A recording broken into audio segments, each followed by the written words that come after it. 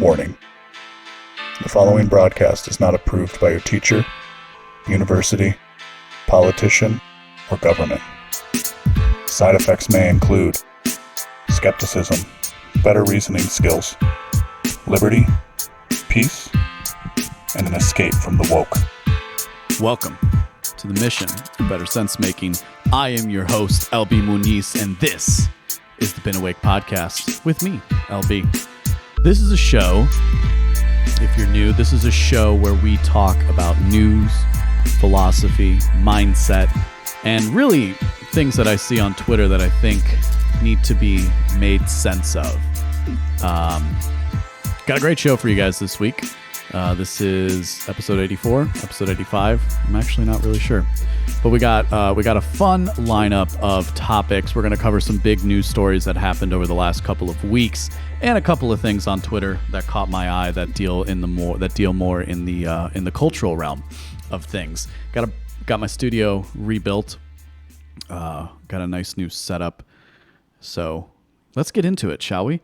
There's really nowhere else to start. The episode for this title is, well, let's see if I can just show you guys here. The episode for this title is The Scotus Pendulum Swings? ?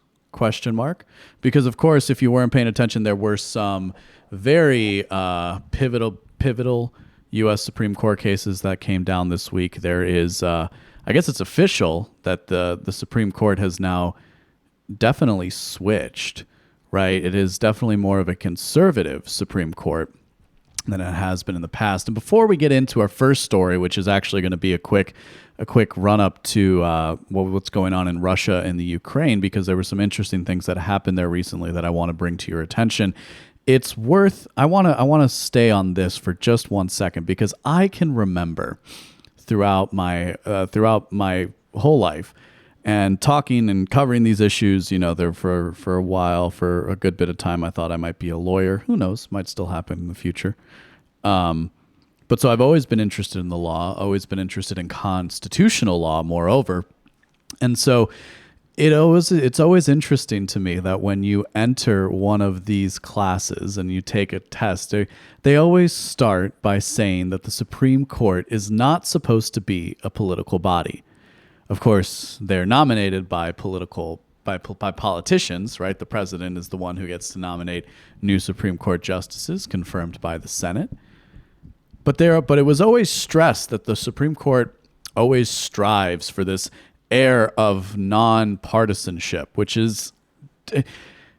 when you ask the question in classes like that, and you say, but like, how do you explain this, and that? They say, well, that's just kind of how we teach things here.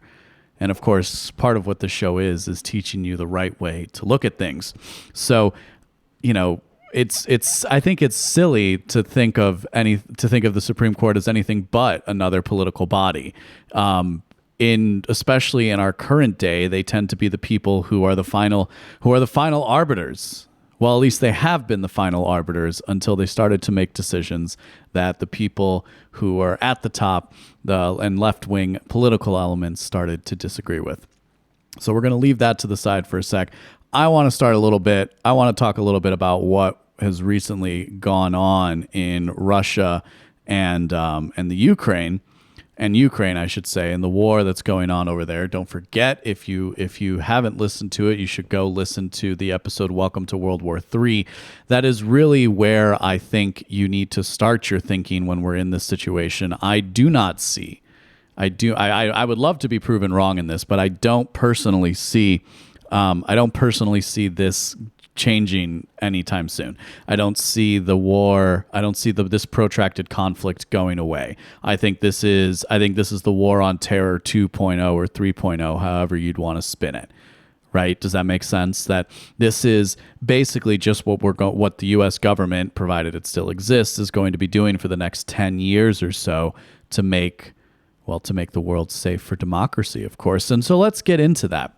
So last weekend, if you were on online media or if you paid attention to the news, it was a big story It was a big story that this group, this mercenary group, this private army was starting to rise up against the Russian President Vladimir Putin. And of course, that's exactly what the U.S. has wanted, hasn't it?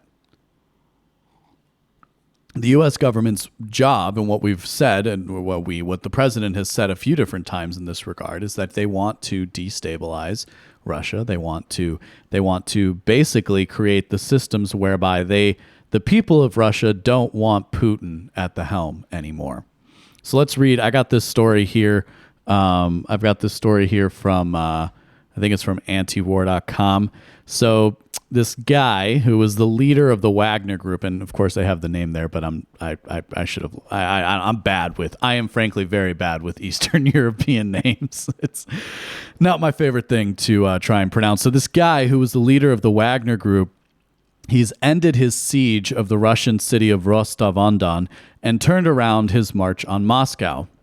It's not clear what happened. I think this was written by Dave DeCamp, by the way. He's a good anti-war, good guy over there at antiwar.com.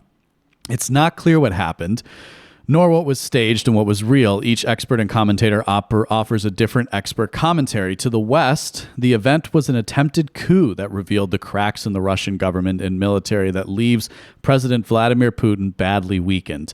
Others say it was not really an attempted coup at all, and that a still calm Putin quickly and decisively ended the crisis with little bloodshed. It's impossible to say at this stage, before a lot more information becomes known, what really happened. There are at least 4 possible theories, the likeliest of many. The first possible explanation is that this event is exactly what it looked like. According to this explanation, an increasingly erratic Prigozhin, outraged by an alleged attack on his forces by the Russian military, or by corruption in the Russian elite, or by a fierce rivalry with the Russian Ministry of Defense and top generals, said enough and marched on Moscow to stop it. However, his protest failed when 2 things happened. The first is that General Sergei that's a fun one. General Sergei Surovikin remained loyal to Putin. Surovikin is a respected general who was even respected by Prigozhin. In demanding the removal of a chief of general staff, Valery Gerasimov, Prigozhin has nominated Surovikin to replace him. In a video appeal, Surovikin said, "I urge you to stop.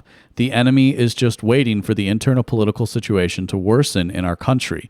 Before it is too late, it is necessary and it is needed to obey the will and the order of the popularly elected president of the Russian Federation."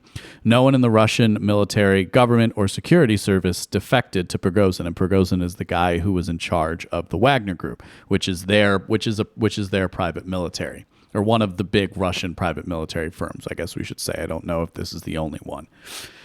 The second is that the rebellion may have been a lot smaller than originally portrayed. There may not have been 25,000 troops ready to march on Moscow, and the seized area of Rostov-on-Don and his troops may have been deceived. There are reports that may or may not be reliable that Prigozhin informed his forces that they were being routed through Rostov on the way to defend Belgorod, the city that had come under Ukrainian attack. Most of his troops may not have known that they were turning, or Putin and the Russian military occupying Rostov. When they realized what they were being used to do, they rebelled against the rebellion. The Russian Ministry of Defense issued a statement claiming that a large part of the Wagner forces laid down their arms and left. According to several reports, no Wagner commanders or officers joined the rebellion. As the rebellion unfolded, Prigozhin may have been revealed as a Wizard of Oz. A second theory is that he wasn't getting rid of Putin, but Putin was getting rid of him. So this is an interesting theory that I've come across a couple of times. The respected former Indian diplomat M.K. Badrakumar has suggested the possibility that Russian intelligence gave him the long rope to hang himself. According to this theory, Putin took advantage of Prigozhin's betrayal to put an end to his betrayal. Putin may have allowed the situation to unfold to set up the negotiations that would separate a volatile Prigozhin from his valuable Wagner group, while putting an end to Wagner as an independent mercenary force and allowing its incorporation into the Ministry of Defense. There are even unconfirmed reports that the Kremlin allowed the march on Moscow, according to one unconfirmed video, for at least a small part of the way. The Wagner convoy was escorted by Russian police. Of course, it cannot be yet known how much of this is true. And anything that we talk about, this is one of the reasons why I don't do a lot of in-depth analysis on this war, on this protracted conflict, is because frankly, we can't trust most of the information that comes out of these situations. And that's why I liked this piece, and that's why I wanted to read it to you, is because it lays out multiple theories that could be going on, because the reality is we don't know, right? If you were listening to the major news outlets, they were saying that this was the end of Putin, right? That this was going to be the end of Putin, and that, we were all going to, I don't know, not bring the troops home necessarily, but we were all going to enjoy the fact that Vladimir Putin's reign had finally come to an end. So this guy Prigozhin had an intense and bitter rivalry with the defense minister and the chief of the general staff. He has been publicly attacking them in his speeches for weeks. Putin is very close to these guys. Obviously, they're part of his cabinet, part of his inner circle, I would imagine, but he may have also become dissatisfied with these people. At a recent meeting with the war correspondents, the military bloggers for a question and answer session at the Kremlin, Putin referred to parquet generals and carpet knights who, in times of actual war, are ineffective, to put it mildly. It has been pointed out that Putin stood back for a long time, not getting personally involved in Prigozhin's very public dispute with Shoigu and Gerasimov, potentially allowing the rift to come to a head before stepping in and quickly and efficiently ending it, permitting a desired outcome to unfold through the agency of those who would not be atypical of Putin nor look out of place on his long resume. Putin may have permitted the Prigozhin insurrection to put pressure on Shoigu and Gerasimov without having to initiate it directly or directly involve himself. So maybe he didn't like his chief of staff and the head of his defense ministry. It's interesting to think about, because certainly here in the West, certainly here in the United States, the average person views Putin as an autocrat who has a very tight grip on power. But of course, we here at the Mission of Better Sense Making understand that things are never so easy, not even in a regime like Russia. Kremlin spokesperson Dmitry Peskov has said there will be no personnel changes, but there are unconfirmed rumors that the two men targeted by Prigozhin could become vulnerable. It would be consistent with Putin's leadership style, which is risk averse. So these are a few theories of what happened. Another thing that I saw reported different areas that I wanted to bring to your attention as well is that this actually had a little more to do with reincorporating, we might say, the Wagner group within the Russian army itself, as the Donbass region that is the crux of all of this conversation. All of this war is based around this Donbass. The starting point for this conflict had to do with the Donbass region, which is the far east of Ukraine, which is predominantly ethnically Russian. And so under this theory as well, so in order to gain more control over the Wagner group, to incorporate their troops within the Russian army, they basically said, well, actually, you're on Russian soil now, because if you forgot, at the beginning of this conflict, the Donbass region, quote unquote, voted for independence, and the Russian Federation incorporated them into their land. So technically speaking, depending on who you ask, the Wagner group was operating on Russian soil, and there's, I guess, some sort of rule against that of private military forces operating on Russian soil, but the regular army can. These are the sorts of power plays that are always involved in military conflicts. And again, like I said, what I want to stress to people listening is that we can't really trust the day-to-day events that come out of these things. We can look for big things like this do happen, and it was what will be interesting to see is if what's this guy's name? If Prigozhin, if he, I guess right now he might be going to a country like Belarus for some sort of exile period, and anybody who's loyal to him.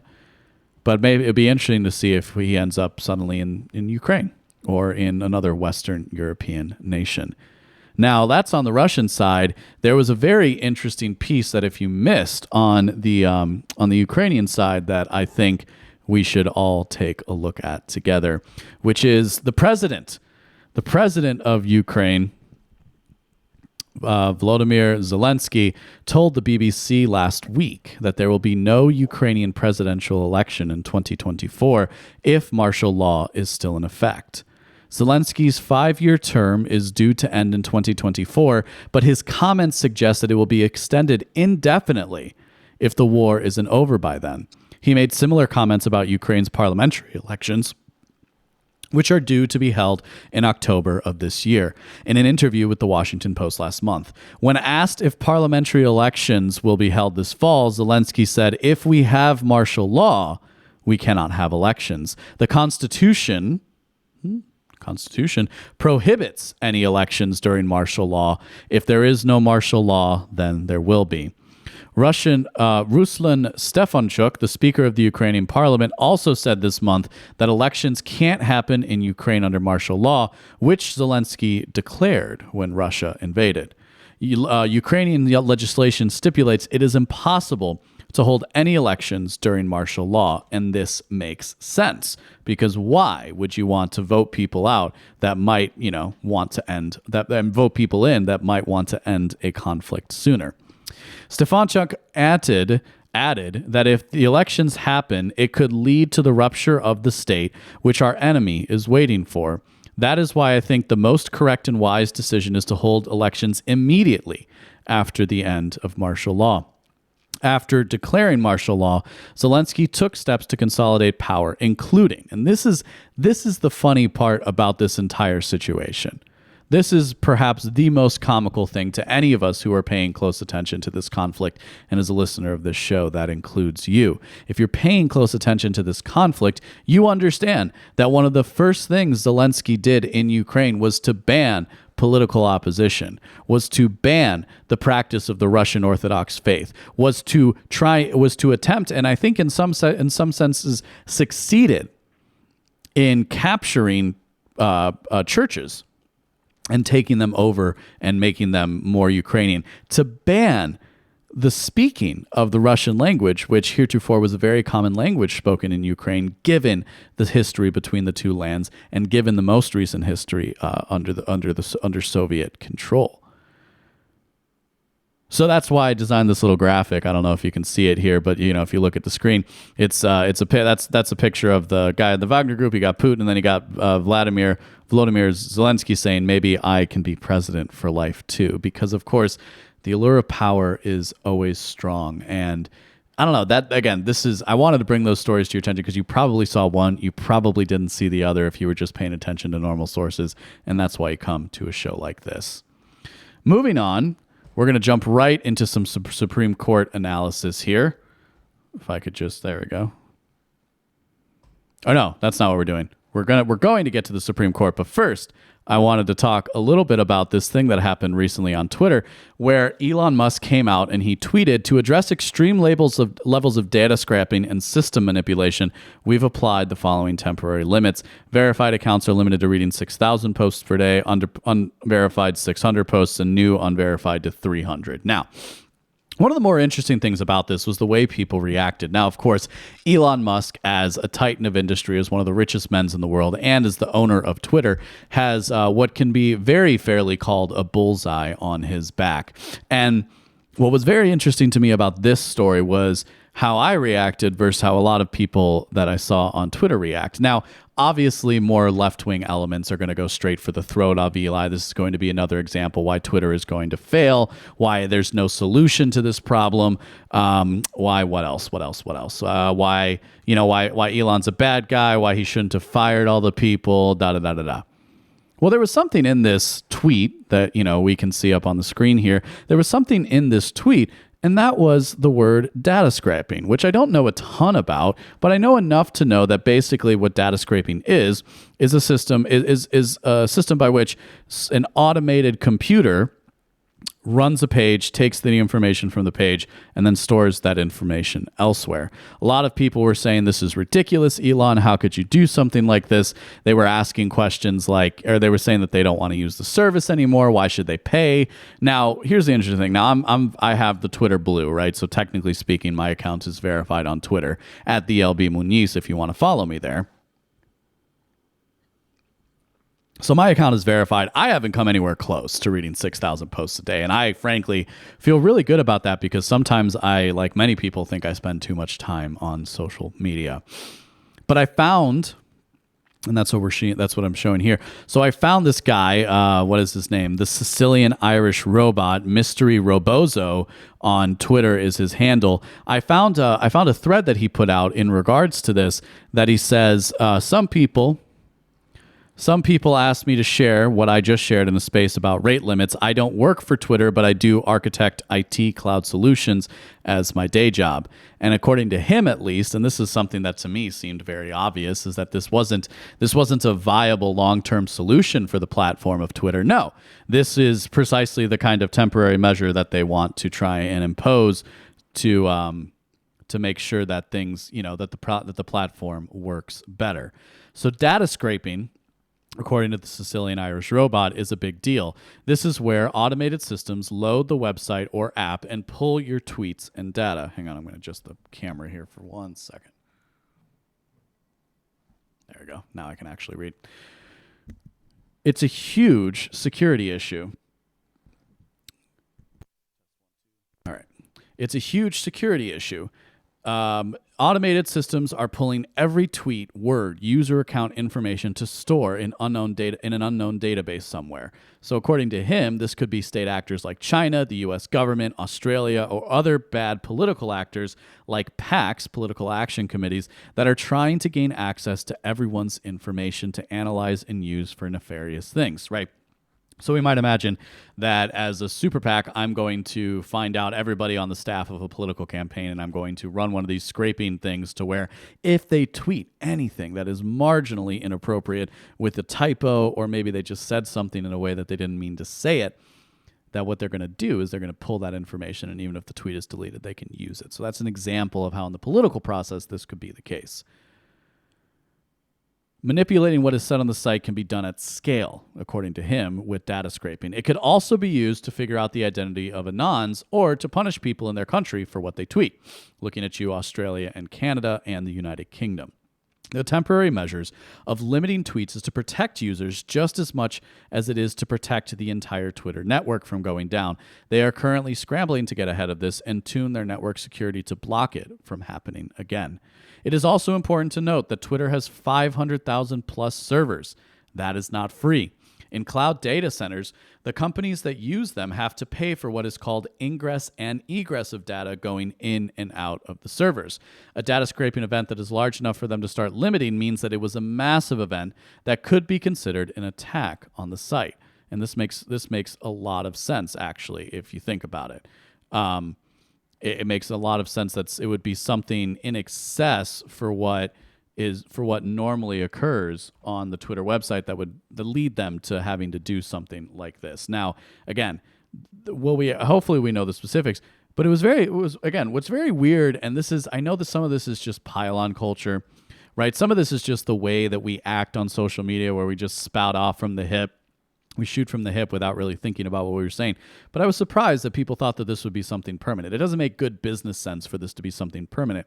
And for whatever else you might say about him, Elon Musk does seem to have a penchant for good business sense. Let's keep reading this tweet thread that I thought was very interesting. And the ingress and egress. So they have to pay every time data is accessed. So if one of these bots is accessing millions of tweets a day, let's say, because so we can understand from this that at least 300 tweets a day is okay, and that can keep them financially stable. Okay, so what if one of these data scraping programs was accessing 1 billion tweets a day? Seems plausible to me. Let's see. So let's see. A data scraping event that is large enough for them to start limiting means it was a massive event that could be considered an attack on the site. It would also put a massive load on their servers and cost them so much money.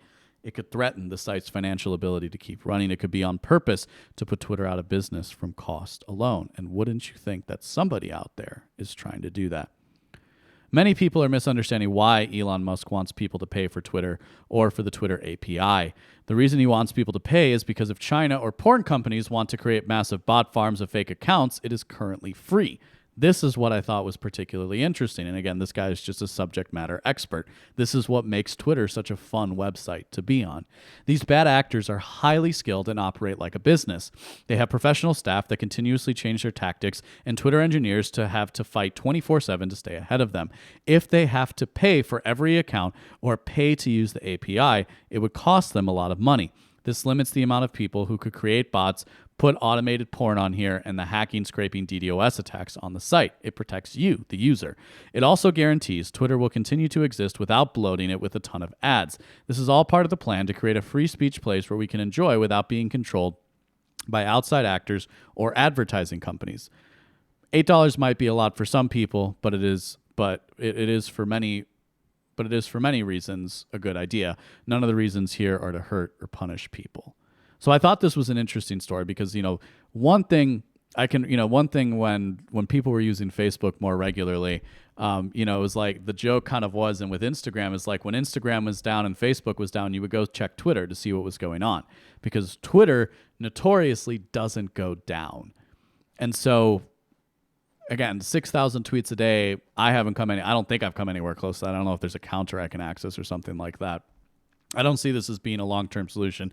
If it is, I'll let you guys know and I'll eat crow on this. But it is worth remembering that if you see something that you don't understand, and this is what we try to do in the mission of better sense making, is we try to bring sense to an otherwise we try to bring sense to something that doesn't make sense, right? That it doesn't quite cohere. We don't quite have a good narrative story to put behind the facts that we see in front of us.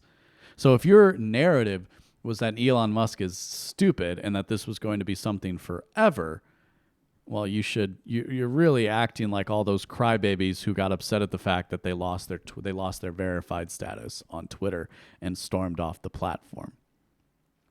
Also interesting to note, and I don't have a slide for this, but I did see this recently, is that Meta, right? So Facebook and Instagram, Mark Zuckerberg is actually planning the release of a Threads app, which is a direct competitor to Twitter. Very interesting that we've gone this long with Facebook not creating a direct competitor for Twitter. And what's more interesting as well is to point out the fact that this isn't, at least in the case of Instagram, that was something that they purchased, right? It was a company that they purchased that was already up and running. This is apparently, I could be wrong, they probably acquired some sort of small company at some point along the way.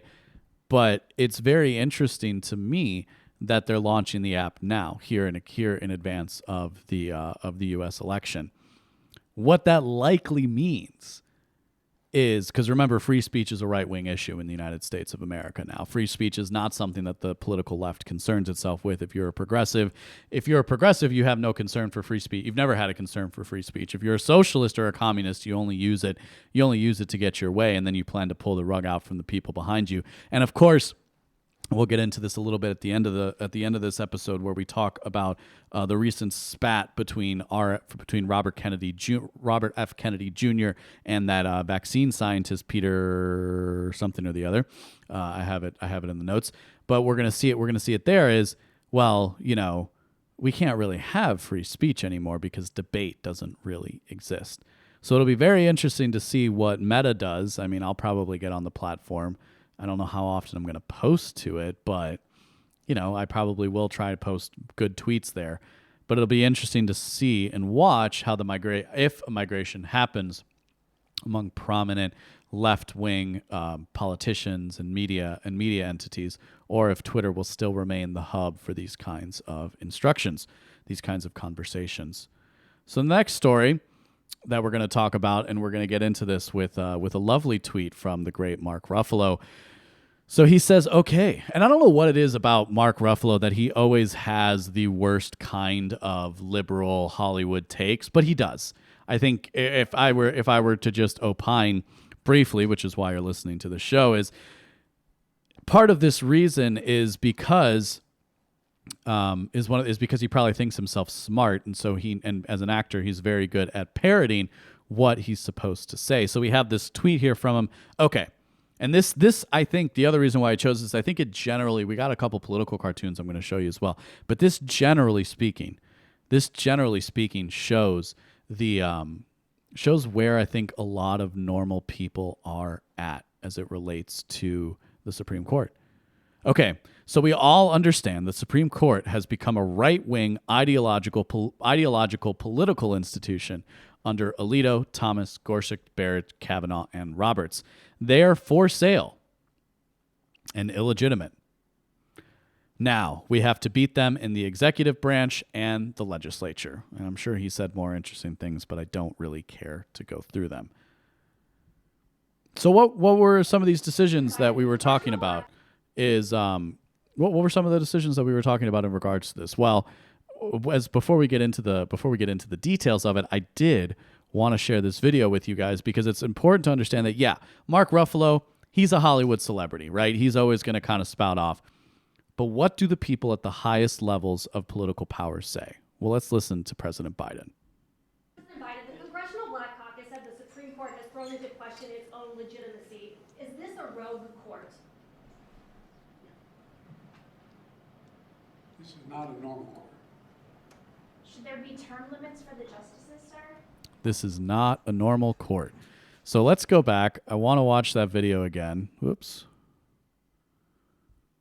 President Biden, the Congressional Black Caucus said the Supreme Court has thrown into question its own legitimacy. Is this a rogue court? All right, I want to show you guys this. It was kind of funny to me to watch this part here.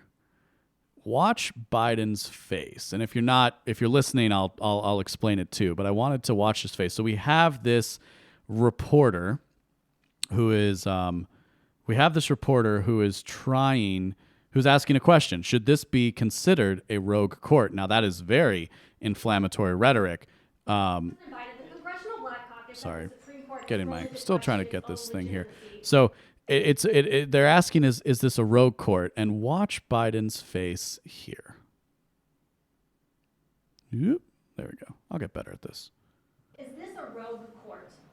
He thinks about it, and then there's like this little smile that he gets, and he says it's not a normal court. For the justices, sir? And I just love that because to me at least, this is Biden thinking that he is oh so clever once again, and that he is figuring out, that he's figured out something to say. He's like, well, I'm not going to say it's a rogue court, but it's not normal.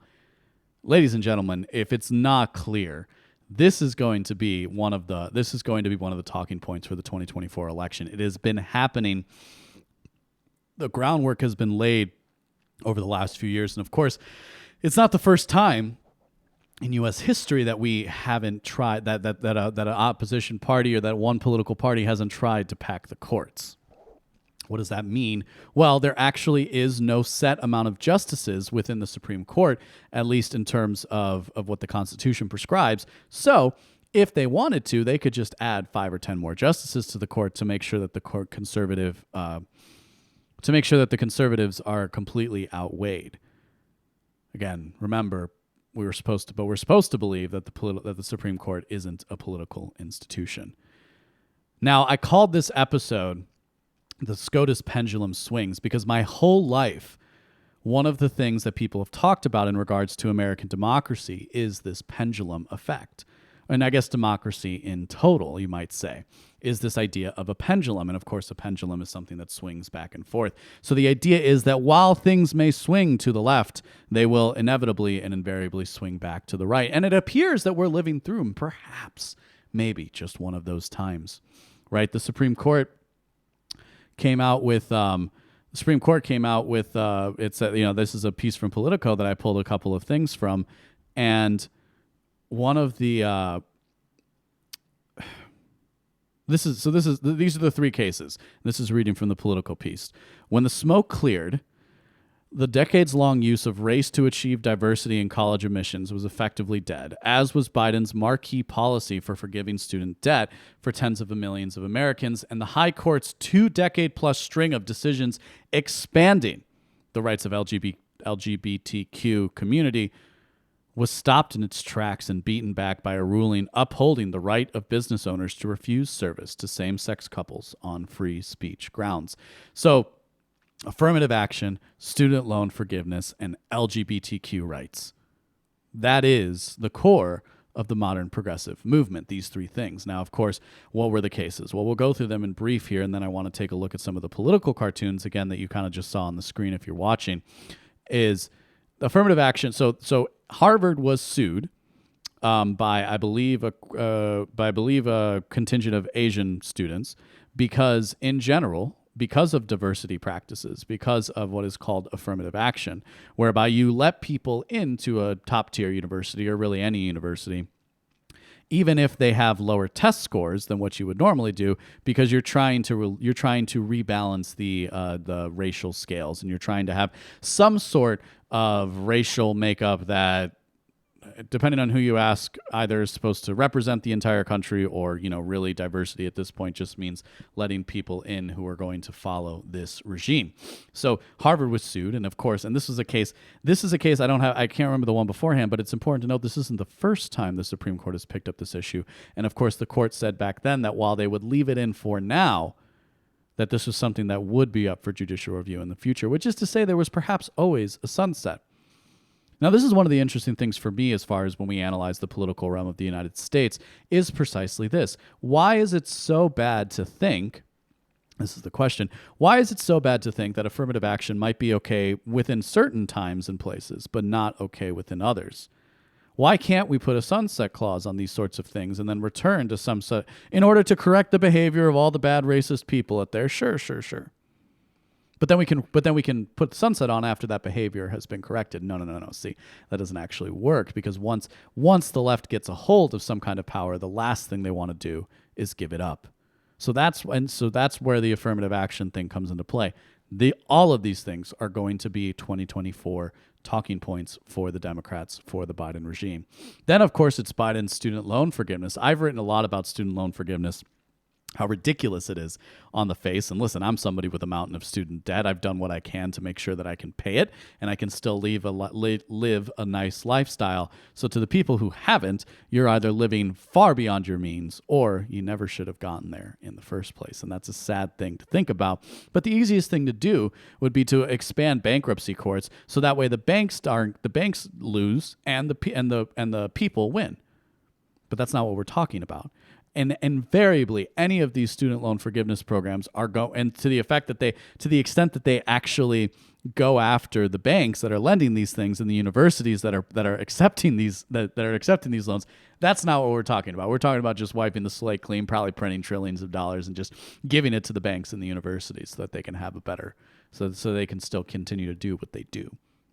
And what do they do? But they, especially places like Harvard, they train people in the modern orthodoxy. That has always been the history of university system. Universities come to us from the church, right? Harvard was a divinity school. It was a place that you would go when you were trying to study theology. And it is my contention that the universities still do that to this day. And of course, the last case had something to do, there was the whole bake the cake thing a few years ago. This was build the website. So this was like and this is the part I don't understand is why? Why are you interested in giving your money to somebody who doesn't like you? That's the one thing that I've never quite understood about the LGBTQ plus whatever alphabet soup political movement is they're willing to pay somebody a service knowing that they're going to reject that service because they don't want to compete, they don't want to participate in it, just so that they can sue them. Why? Because it's about power, of course. Now, the other thing that I found very interesting, and I've got a couple of these pulled up here on the screen, was the kinds of political cartoons, and there was two in particular that have become very popular. One has the title, The State of the Union, and what you see are 4 justices in black robes over a desiccated and destroyed Supreme Court building, lifting the battle flag of the Confederacy with the words saying, "Now for the Environmental Protection Agency." And of course, then there's another one that's going popular that has a picture of the current court with all of the conservative justices, I should say, wearing KKK robes, because of course the left can't meme, and the left doesn't really, the left can only think of things in terms of 1960s America. I also thoroughly enjoyed this one that I'm going to show you here. This one is you won't let us discriminate on race. You're making us pay back our student loans. And it's a visage of Clarence Thomas saying yes. And it's just as a last little part before we move on to the next story. I will say I am thoroughly enjoying the meme culture. I am thoroughly enjoying the meme culture around Justice Clarence Thomas. It is well deserved. It is well overdue. And the man deserves all the laud and all the lauding and all the praise that he can get, because he has been a stalwart on the bench, taking, with few exceptions, he has some opinions that I don't necessarily agree with over time, but he has consistently and forever been one of the best conservative justices on the bench. And of course, if you didn't know, he's black. Oh my God!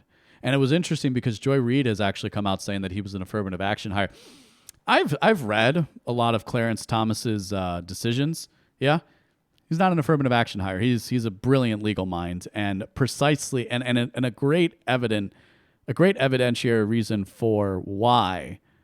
That's not what people are referring to as an affirmative action hire. Nobody really has an issue with highly competent people getting into positions of authority. It's when the low competency people get into those same positions. So that's what we got for the Supreme Court. Quick little roundup. I mean, that's really all you need to know. It's an exciting time, but don't forget, while it may seem like the pendulum is swinging, it's going to swing right back because the media environment and the government apparatuses have a predominantly left-wing bent. They are entirely consumed by the cult of diversity, equity, and inclusion, what we can also refer to as the woke. So what's our next story? Next story here is the next story. Okay, so the next story, and then we're gonna end on some fun dating culture stuff. So this next story that I want to talk about is it was Peter Hotez, by the way. He was the vaccine scientist. He was the vaccine scientist that got into this spat. Now, if you don't know how this happened, it's because our Robert F. Kennedy Jr. is running for the presidency, RFK Jr., and he is running as a Democrat. And a lot of people are very excited about his campaign. A lot of people. And I think the reason why a lot of people are excited about his campaign are for a few reasons. But the underlying reason is here we have a Democrat who is willing to play ball with Republicans. And for the conservative mind, and even for some libertarian elements, that is exactly where they want to be. They play the heel. Remember, in the cult of American democracy, the Republicans' job is to play the heel. They're supposed to be the bad guys, and the Democrats get to be the good guys. That is what everybody thinks about politics, at least in terms of the default state that we talk about here, about people who don't follow things closely, that will not be paying attention to the presidential cycle until maybe around the time of the Democratic and Republican conventions, but really only until a few months before the election. These are studied phenomenons in politics, by the way. Nothing here that I'm saying is particularly contentious or controversial. So RFK went on Joe Rogan, and he talked and he laid out his claims about vaccinations and about the problems therein that might exist, and more specifically, the problem with the medicine that they gave us, or they attempted to give us, and the force that was required around around COVID times and for the COVID vaccines. And all the idiosyncrasies in there. Now, one thing to remember about RFK, this is how you make sense of him and how you need to make sense of him, is while he does come from what can be called American royalty, his uncle was John F. Kennedy, the president. His father was Robert F. Kennedy, the attorney general. Both were assassinated under interesting and dubious circumstances.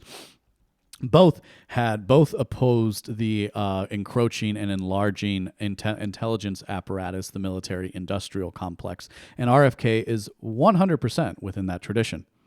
For me personally, I like a lot of what he has to say. I think he has good, interesting takes. Now, just on the Supreme Court stuff here, he actually, he came out and said that the affirmative action ruling was a problem because we still have to fix inequity. So he still has the lib in him, as it were. He still is very much a liberal.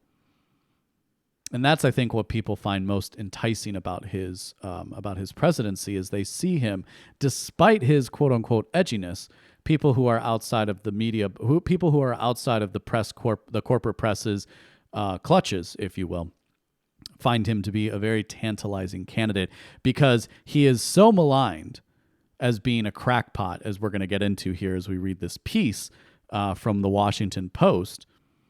He's so maligned as a crackpot, but when you listen to him, what he is a very good litigator. He's a good lawyer. And that's one of the reasons why they're so scared of him. So, like, for example, let's just look. Here's how this Washington Post piece. So running up the rest of the story. So he goes on Joe Rogan. This guy, what's this guy's name? Peter Hotez, MD, PhD, who was, he wears a bow tie, he wears a lab coat, he goes on all the major news outlets to talk about the vaccines and how great they are and how it's basically the savior of humanity, which is an interesting item. And so he retweeted this because this basically sums up what's fascinating about this article and other articles like it is precisely how we're again seeing that free speech has become a right-wing issue. That free speech has been completely abandoned by the left, and the consequences for a divided polity, for one side to basically turn this off and to reject this position, not great.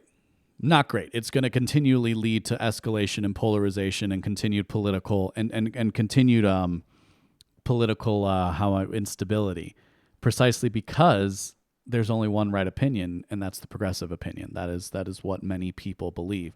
So this is how the Washington Post chooses to cover it. Jeff Bezos' Washington Post. Like many a crank before him, Robert F. Kennedy Jr. decided the best way to promote his ideals, mostly opposition to vaccines with a smattering of various conspiracy theories thrown in, which is ironic, which has no bearing on the facts of his interview, would be to run for president. Well, that's not why he's running for president. He's running for president, and again, we're going to kind of just walk through this. Where he's running for president, as he said, because he sees a divided country, he thinks he can unite it, and he saw the tyrannical overreach of the COVID regime, which we all witnessed, and is the reason why so many of us now are in this fight. He's doing it because of that. So he's doing that. That's what the Washington Post wants you to believe. And because of the family name he bears, he is able to get attention that is no doubt the envy of crackpots everywhere. So there's not even a veneer of civility in these sorts of things. That's where we are in the political rhetoric. Even 10 years ago, it was not considered you wouldn't be this disrespectful to a Kennedy. At the moment, that means the country's most widely heard podcaster, Joe Rogan, and the world's richest man, Elon Musk, are not only rallying to Kennedy's side, but also challenging renowned virologist and vaccine developer to debate Kennedy on Rogan's program. So basically, there was a Twitter spat, and Joe Rogan said, "Hey, Peter, you've been on my show before. You've talked about it. Come back. Talk to RFK. Challenge his ideas. Challenge him, and let's see if we can come to a greater understanding." Also you'll notice here that they call him the most widely heard podcaster. Well, Joe Rogan is one of the largest media apparatuses in the country. But the Washington Post pretends like people like him don't exist. The virologist Peter Hotez has not taken the bait, for which he is being assaulted on right-wing media, but the whole episode illustrates something depressing. Democratic debate and deliberation were supposed to be how we test ideas, reveal the truth, and come to collective decision. Yet today, debate is far more likely to make us dumber than to help us plot a course for the future. So millions of Americans still look at the Washington Post as a source for unbiased information and good opinion, right? That's something that we need to understand. Millions of Americans still read the Washington Post, and they still think that this is where they need to go for their information. And so what a piece like this is doing, especially for such an important and large story as this, is telling you what to think. They're not making sense of the situation. They're doing the job of a corporate writer and telling you what to believe. So debate is far more so debate You might have read, you might have been taught when you were growing up that debate was something that you're supposed to engage in because that's how democracy works. Democracy on its own terms, in fact, requires debate because it involves representative government, whereby maybe not everybody is aligned, because that's the whole idea. No taxation without representation. I'm recording this and releasing this on the 4th of July. That's what we were told growing up. That is the story we were led to believe. Well, that story doesn't work anymore because there are outlets like Joe Rogan where two people will just have a long conversation. And what's fascinating about a conversation like on Joe Rogan's show is you don't have to agree with everything that's said. I'll be honest, I don't normally listen to Joe Rogan. I really only listen to him when he has big people on. I don't agree with Joe Rogan on a lot of things. There are differences in the way we approach the world. That doesn't make his show any less interesting. And that's why people are drawn to it. They're not drawn to it because he's a legacy media outlet that is in the case of the Washington Post, is the newspaper du jour of the intellectual and the elite class. No. People watch it because they find it because they find it entertaining. So Hotez, this is the virologist, who is dean of the National School of Tropical Medicine and professor of pediatrics and molecular virology and microbiology at Baylor College of Medicine, became a visible media expert at the start of the COVID pandemic. He has been extremely critical of Kennedy, one of the most prominent and extravagant anti-vaxxers in American life. When Hotez recently criticized Kennedy again, Rogan offered to give $100,000 to the charity of Hotez's choice if he would debate Kennedy on Rogan's show. When Hotez declined, Musk chimed in to say the virologist is afraid of public debate because he knows he's wrong. Hotez's logic is simple and absolutely correct. Oh, okay, great. So in this piece, guess what we're going to find out, guys? We're going to find out precisely why Hotez is right and RFK is wrong in regards to vaccinations. When experts debate a crank, nothing is accomplished except elevating the crank to a status he doesn't deserve. Well, that's weird. That doesn't really seem to have to deal with anybody's opinion. Few, if any, will be persuaded of the truth, and the result will be a less informed public. So we're not actually learning what Hotez believes or what RFK believes. They already did enough priming in the first paragraph, right? Now, we just need to know that this guy right here, how do I do this? This guy over here that you see on the screen, he's wrong, and the other guy's right. Because, that's what you're supposed to believe. Conspiratorial beliefs, such as those Kennedy advocates, no actual reference to the positions, might be amongst the hardest to dislodge by reasoned argument. To be a conspiracy theorist is to commit yourself to a project of ignoring reason and facts in favor of an endless search for obscure connections, hidden agendas, and secret cabals. No one erects stouter walls against the possibility of persuaded than the conspiracy theorist. Now, talked multiple times on the show, I don't deal in conspiracy theories. I deal in facts. This is the trick that the left pulls in the political situation, is saying only the facts that they approved are what can be considered fact. It's a lie, but that's what politics is for. It's for lies that help you gain power. But even, continuing in the piece, even if Kennedy were a more reasonable person, and he's pretty reasonable from what I've seen, even if he's a more reasonable person, the idea that two people who disagree about an important issue could engage on Rogan's podcast and the result would be a better informed public, more ready to make a collective decision, is absurd. Yet, while scientific questions aren't resolved by performative debates, that is how we have long thought we should settle political questions. The idea is embedded in theories of democracy that go all the way back to ancient Greece. Debate is how democracies decide. We put our ideas in front of the polity, probe and examine them, and attack them and defend them, and the better ones prevail. That process is supposed to reveal the truth and guide us towards good decisions. And if idea is false, the debate will reveal it. If an idea is true, the debate will be the people will be persuaded of its wisdom. When it's over, we might not have a perfect consensus, but we know how to proceed. But this author asks, is that anything how we live in America today? Of course, the answer to that question is no, not really. Very interesting trick that he does here coming up. He goes on to say, legislators have something they call debates, but they mostly talk past each other. Candidates have debates that are all about coming up with zingers and avoiding gaffes, the better to win the post-debate contest of memes. Cable news is filled with debates every day, and social media produces more debates than anyone could count. Yet precious little of it contains even the possibility that anyone who would be persuaded of anything, or precious little of it contains even the possibility that anyone would be persuaded of anything, since it takes place in partisan contexts where having one's mind changed by a superior argument would mean crossing over to the enemy's side, threatening deeply meaningful connections of identity. That might not be true of every debate we have. There are complex policy questions in which the options aren't black and white, and some arguments are so ridiculous they don't survive scrutiny. And it isn't that we're inherently incapable of having our minds changed. So he goes on and he goes on and he keeps talking about this. Let's see. I got a little piece here little snippet, little screenshot of them closing the part. And this was the thing that I wanted to touch on.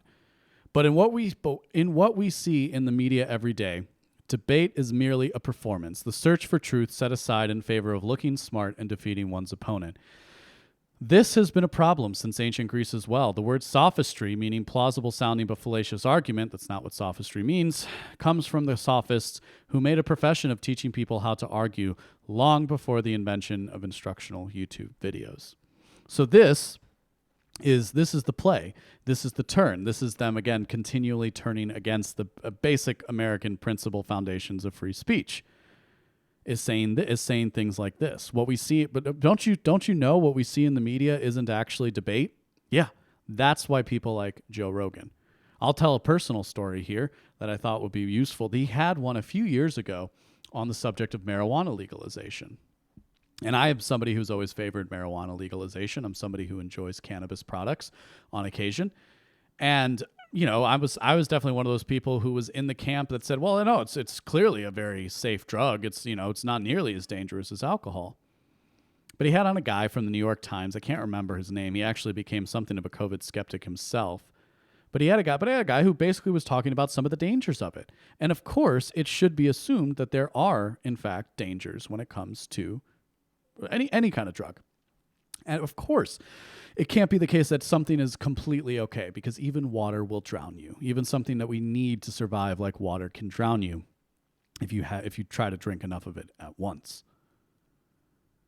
But this is what they're doing. This is the cover that they're running for this, right, by saying there can't be any kind of debate. And what's interesting about it is, well, perhaps there can't. And the reason why is for something that we talked about on the show a number of times. It is the inversion morality of the left that we have currently. The moral center of this country has been bifurcated. There are those of us who believe in general principles of freedom and community and family and religion and God. And then there are people who want to invert that morality and create their own. And we call those the left, the woke, the cults of diversity, equity, and inclusion. This is the time. These are the times that we live in. These are the times that try men's souls. At the end of this, he said, this is how he closes his piece. And again, he's trying to be profound here. Almost 4 centuries ago, English poet John Milton made a plea for freedom of speech, saying, "We should not doubt the power of truth. Let her and falsehood grapple. Whoever knew truth put to the worse in a free and open encounter." The unfortunate answer in our world is that truth is put to the worse every day, and the kinds of debates we've gotten used to only make it easier for falsehood to survive. That's strange. That doesn't sound like the truth to me. That sounds like the truth of a postmodern subjectivist, which is, of course, probably what this guy operates from. The last piece I wanted to cover today, so her name is Pearl Davis, H. Pearl Davis. She's on internet. She makes the rounds on a lot of shows. I've never been particularly interested in a lot of her content, but she's kind of taken this approach of like putting herself out there as a more traditional woman who challenges modern dating tropes. And listen, there's a lot wrong with modern dating tropes, but she put this tweet out there, and it was interesting to acknowledge or analyze precisely because of what happened. So she said, "Yes, you're less attractive at 35 than 25 as a woman. This used to be common sense 50 years ago. Of course, the response to this was a lot of women posting pictures of themselves at 25 and 35 saying, no, I'm still pretty, or no, I'm prettier now. And also making fun of Pearl's looks and stuff like that because she's kind of a plain-looking girl. Not I guess unattractive. I personally don't find her very attractive, but I have different tastes. But you know, basically saying, oh no, we're still pretty, and that really, I don't know, that really made me want to. That really made me want to watch this video that we talked about on the last show. And so we're going to watch it, we're going to talk about it, and then we're going to wrap because it's 4th of July and I got a barbecue to get to. Do you want to know one of the saddest realizations I recently had? Was that as a liberal woman, it is really hard to find a man who is willing to play the more traditional masculine role in the relationship in today's day and age, who is not a conservative. A man who wants to pay on the first date, who wants to open your door, who has that want and desire to take care of you and to provide, who is not a conservative. And obviously, as a liberal woman, I do want to be respected for my independence, and I do want to have my own autonomy in the relationship and not be confined or conform to the traditional female homemaker, childbearing. So the man role. should be traditional, and but not most of the men you. that I've dated who do have that more natural provider masculinity about them are normally conservative. So I don't really know what to do because I don't want to compromise my morals and values just to find a man. But am I asking to have my cake and eat it too? Yes, you are. You're asking to have your cake and eat it too. You contradict yourself within that video. You say you want a man who is more traditional, but you don't want everything that comes with it. By the way, this is how most people view the politics. Well, I'm liberal, so I want to be who I am, and you're conservative, which means you want to control me. I wrote a long time ago, one of the early pieces of BeenAwake.com was me talking about how the last thing I am is a libertarian, and what it is a commentary on how in our modern times we tend to conflate our political identity with the core of who we are as a person. Now, there are reasons for that. In some respects, a lot of modern politics is about your natural temperament, right? Politics used to be almost entirely geographical. That's where you would see conservative Democrats and liberal Republicans. But we don't see that anymore because we have the internet, and so things have gone far farther along down the ideological realm, which means there may be asymmetries in this sort of thing. Now, this was actually something I experienced numerous times in dating. I've experienced numerous times dating in a city like Chicago as I do. I am that guy. I hold open the door for women. I make it a point to do it, especially if she's my date. I always pay. I always pay on the first date, and I make an assumption that I'm paying unless, the girl that I'm dating or seeing would like to pay for something. It's just the way I walk into the room. Hell, I've had really bad dates, and I've still paid for those because that's what you're supposed to do. And I really do feel sad for a lot of the people like Pearl and people like Miss Petch or something, Miss Petch, yeah, the woman that we just saw in there, because you're becoming the thing you should be trying to work against. We should all be striving to be better versions of ourselves and not using simple categories with which to separate people out in our personal lives. The ideological framework is meant for low resolution problems, right? Liberals and conservatives, these questions, black, white, all these things, these are meant for low resolution conversations. This is meant for the mass of people. This isn't about how you're supposed to interact with people in your daily life. Now, of course, you can infer some things, i.e. a conservative guy probably doesn't want you to kill your baby. But that's because he wants to have a family with you, right? A liberal woman might not want to be relegated to the role of homemaker.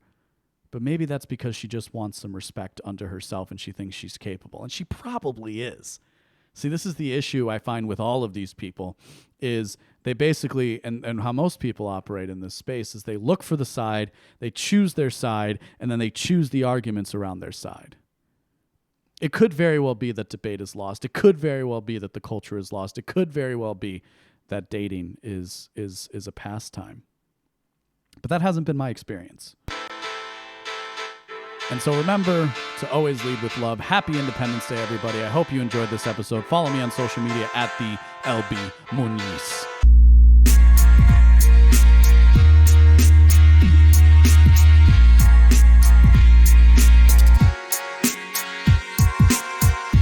you like what you heard today, go to beenawake.com to subscribe for future updates. My name is Albi Muniz, and I am not one with the woke.